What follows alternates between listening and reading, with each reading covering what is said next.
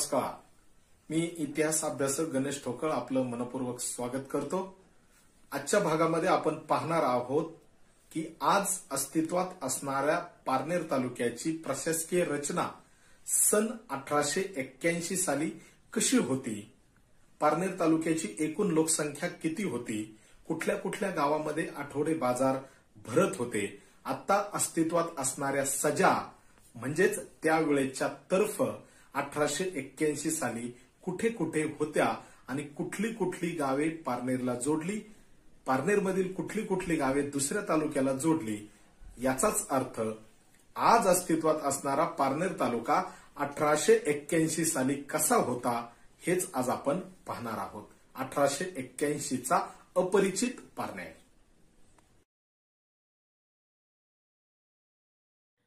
चला तर आज अस्तित्वात असणारा पारनेर तालुका हा ब्रिटिश कालखंडामध्ये कसा होता, 1881 साली देशाची पहिली जनगणना झाली त्यावेळेस पारनेर तालुका हा प्रशासकीय दृष्टीने कसा होता याची रचना आज आपण पाहणार आहोत. 1850 साली प्रशासकीय कामकाजामध्ये आणि उपविभागामध्ये जे फेरबदल झाले, या फेरबदलानुसार करडे हा एक उपविभाग तयार झाला. या करडे उपविभागामध्ये पारनेरला जोडण्यात आले. या करडे उपविभागामध्ये 216 गावं आणि क्षेत्रफळ 1640 चौरस मैल होते. या करडे उपविभागामध्ये पारनेर हे मामलेदार मुख्यालयाचे ठिकाण होते, तर कामाचा भाग हलका करण्यासाठी वासुंदे आणि कोळगाव येथे महालकरी कार्यालय होते. ही झाली 1850 सालची रचना. परंतु प्रचंड मोठे क्षेत्रफळ आणि प्रशासकीय कामकाजातील अडचणी लक्षात घेता 1859 मध्ये परत एकदा काही फेरबदल करण्यात आले आणि या फेरबदलामध्ये करडे उपविभागाचे विभाजन करून पारनेर आणि शिरूर असे दोन स्वतंत्र उपविभाग तयार झाले. करडे विभागातील 216 गावांपैकी 107 गावं पारनेरला आणि 109 गावे शिरूर उपविभागाला जोडण्यात आली. यापैकी वासुंदा आणि कोळगाव या ठिकाणी कार्यरत असणारी महालकरी गावे ही पेटे रद्द करण्यात आली आणि पारनेर या ठिकाणावरनं मुख्य कामकाजाचे नियोजन सुरू झाले. 1861-62 मध्ये पारनेरची 2 गावे संगमनेरला तर 7 गावे रावरीला जोडण्यात आली. त्या बदल्यात पळशी आणि मांडवा खुर्द ही 2 गावे नगर तालुक्यातून पारनेरला मिळाली. 1866 साली शिरूर उपविभागाचे पुन्हा एकदा विभाजन झाले आणि तो पूर्ण पुणे जिल्ह्याला जोडला गेला. त्या बदल्यात पारनेरची काही गावे जी शिरूर उपविभागामध्ये गेलेली होती ती 20 गावे पुन्हा पारनेरला देण्यात आली. त्यापैकी चोंभूत व शिरापूर ही पाबळला जोडण्यात आली. तर पारनेरमधील 7 गावे हिवरगाव, अकलापूर, सावरगाव, कासारा, पळसपूर, कळस, काटाळवेढे ही शिवनेरी अर्थात जुन्नर उपविभागाला जोडण्यात आली. ही झाली 1866 पर्यंतची पारनेरची रचना. 1867 साली पुन्हा एकदा काही थोडेफार प्रशासकीय बदल झाले. यामध्ये हिवरगाव हे संगमनेरला जोडले गेले, तर पारनेरमधील 4 गावे चिखली, उखलगाव, सुरेगाव, कोरेगाव ही नव्याने तयार झालेल्या श्रीगोंदा उपविभागाला जोडण्यात आले. 1872-73 ला अकलापूर हे संगमनेरला जोडलं गेलं आणि शेवट अंती पुन्हा एकदा एक नवीन रचना होऊन 123 गावांचे पारनेर उपविभाग म्हणजेच आत्ताचा पारनेर तालुका अस्तित्वात आला.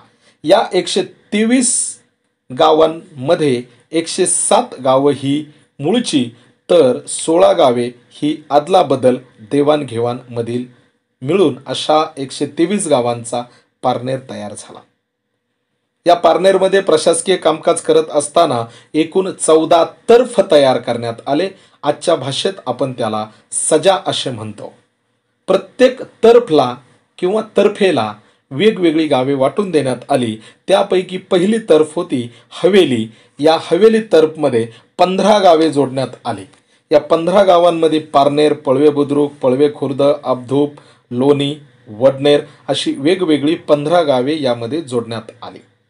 पारनेर तालुक्यामध्ये अनेक गावांची पुन्हा पुन्हा नावे येतात, म्हणून लोणी या गावामध्ये हे कुठल्या तर्फचे आहे, तर ते हवेली तर्फचे गाव आहे लोणी. म्हणून लोणी या गावाचे नाव लोणी हवेली, हवेली या तर्फला असल्यामुळे लोणी हवेली हे नाव निर्माण झाले. तसेच वडनेर हे हवेली तर्फचे असल्यामुळे वडनेर हवेली असे नाव तयार झाले. दुसरा तर्फ आहे केडगाव. आत्ता नगरमधील अस्तित्वात असलेले पिंपळगाव, कवडा, भोयरे पठार, भोयरे खुर्द, सारोळा कासार आणि पारनेरमधील काही अशी एकूण 8 गावे या केडगाव तर्फला होते.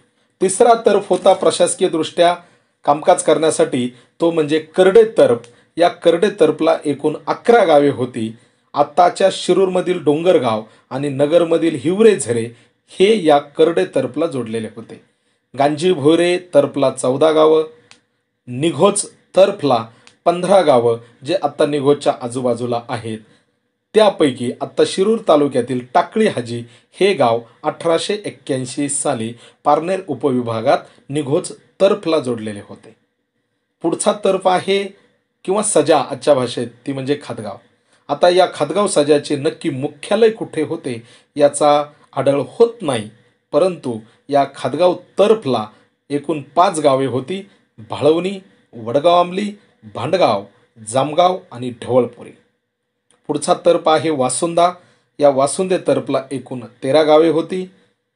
त्याच्या पुढचा तर्फ आहे कान्हूर पठार, 16 गावे. तर या कान्हूर पठार तर्फमधील पाडळी हे एक गाव. पारनेर तालुक्यामध्ये अनेक पाडळ्या असल्यामुळे कुठली पाडळी, तर जी कान्हूर तर्फला जोडलेली आहे ती पाडळी. म्हणून आजही पाडळी या गावाचे नाव लिहिताना पाडळी तर्फे कान्हूर, तर्फे याचा अर्थ ती कान्हूर या तर्फला जोडलेली होती. म्हणजेच आजच्या भाषेत सजा तर पाडळी तर्फे कान्हूर हे गाव पहिल्यापासून कान्हूर तर्फला जोडलेले असल्यामुळे पाडळी तर्फे कान्हूर असे लिहिले जाते. त्यानंतर पुढचे तर्फ आहे ते म्हणजे थडी. थडी या नावाने हे ओळखले जायचे आणि या थडी तर्फला किंवा सजाला 5 गावे जोडलेली होती. यामध्ये वनकुटा, देसवडे, पोखरी, मांडवे आणि पळशी जी संगमनेरच्या हद्दीवरती आहेत, ही 5 गावे या थडी तर्फला होती. पुढचे तर्फ आहे बेल्हा. या बेल्हा तर्फला फक्त 3 गावे होती: वडगाव गुंड, काटाळ वेढा आणि पळसपूर. पुढचं तर्फ आहे रांजणगाव. या रांजणगाव तर्फला एकूण 10 गावं होती. त्यामध्ये पाडळी, घोसपुरी, हंगा, पिंपरी गवळी आणि त्याच्या आजूबाजूची अशी एकूण 10 गावे या रांजणगाव तर्फला होती. जी अदलाबदल करण्यात आलेली गावे होती, या गावांची ही एक नवीन तर्फ तयार करण्यात आली, तिला अलाहा तर्फ असे म्हणतात. या अलाहा तर्फमध्ये 6 गावे होती: पाबळ, चोंभोत, शिरपूर, सावरगाव, कासारा आणि कळस अशी या तर्फला होती. 13वी तर्फ होती किंवा आजच्या भाषेत सजा, तिला पठार तर्फ म्हणतात आणि या पठार तर्फला 1881 साली एकच गाव असलेले दिसून येते, ते म्हणजे तास. त्यानंतर शेवटचं एक गाव 1881 साली होतं, ते म्हणजे शिरीकोलदरा. हे शिरीकोलदरा पारनेर वडनेर यांच्या सीमेवरती असून त्याचा सीमांचा वाद असल्यामुळे त्याच्या क्षेत्रफळाची निश्चिती करण्यात आलेली नव्हती. अशा तऱ्हेने 1881 साली पारनेर तालुका हा 123 गावांचा आणि 14 तर्फमध्ये प्रशासकीयदृष्ट्या विभागला गेला. म्हणजेच आत्ता जी काही गावं पारनेरमध्ये आहेत ती पारनेरच्या या तर्फला पहिल्यापासून जोडलेली आहे. अशा पद्धतीने हा पारनेरचा प्रशासकीय भाग तयार झाला. सन 1881 साली पारनेरची देशाप्रमाणे पहिली जनगणना झाली आणि या जनगणनेमध्ये पारनेरची लोकसंख्या निश्चित झाली, ती म्हणजे 73,701. 1881 साली पारनेरमध्ये 73,701 इतकी लोकसंख्या होती. यामध्ये 70,866 हे हिंदू म्हणजेच 96.15% हिंदू समाज बांधव, 2,734 म्हणजेच 3.70% मुस्लिम समाज बांधव, 99 ख्रिस्ती, 1 बौद्ध आणि 1 पारशी अशी धर्माची रचना किंवा विभाजन यामध्ये दिसून येते.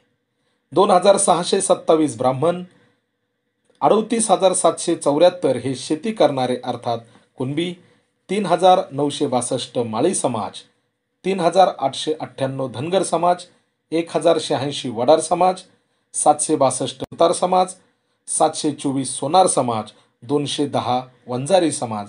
सर्व समाजाची लोकसंख्या आपल्याकडे उपलब्ध आहे, परंतु आपण सर्वच आकडेवारी या ठिकाणी देऊ शकत नाही. सर्व जाती धर्माच्या लोक पारनेरमध्ये राहत असल्याने आपल्याला दिसून येतात. तर या 1881च्या लोकसंख्येनुसार पारनेर नगराची लोकसंख्या ही 4058, निघोज गावची लोकसंख्या 2552, ऐतिहासिक पळशी या गावची लोकसंख्या 1110, चिंचोली या गावची लोकसंख्या 632 असल्याचे आपल्याला दिसून येते. अशा पद्धतीने पारनेरची ही जी रचना आहे, ही पारनेरची रचना आपण बघू शकतो. तर 1881ला बॉम्बे गॅझेटमध्ये केलेल्या वर्णनानुसार पारनेरची ही परिस्थिती होती. या 1881च्या नोंदीनुसार पारनेर तालुक्यामध्ये आठवडे बाजाराची परिस्थिती काय होती हे आपण पाहूया. तर अधिकृत नोंदीनुसार 1881 साली पारनेरमध्ये एकूण 7च गावांमध्ये बाजार भरत असल्याचे आढळून येते. यामध्ये जवळ्याचा बाजार शनिवारी, पारनेर नगराचा बाजार रविवारी, जामगावचा बाजार शनिवार, रांजणगावचा बाजार गुरुवार, आळकुटी रविवार, निघोजचा बाजार मंगळवार आणि कान्हूरचा बाजार बुधवारी भरत असल्याचे 1881 सालच्या पारनेर तालुक्यातील नोंदींवरून दिसून येते. अशा प्रकारे 1881 साली ही पारनेर तालुक्याची परिस्थिती होती. पारनेर तालुक्याचे फेरबदल कसे कसे होत गेले हे आपण इथून पुढच्या कालखंडामध्ये पाहणारच आहोत. म्हणून परत एकदा पारनेर तालुक्याचा इतिहास अभ्यासत असताना कसे कसे बदल होत गेले हे आपण या ठिकाणी बघितलेलं आहे. मी गणेश ठोकळ आपली रजा घेतो आणि वेळोवेळी पारनेर तालुक्याचा इतिहास आपण अशाच पद्धतीने मांडत राहू. नमस्कार.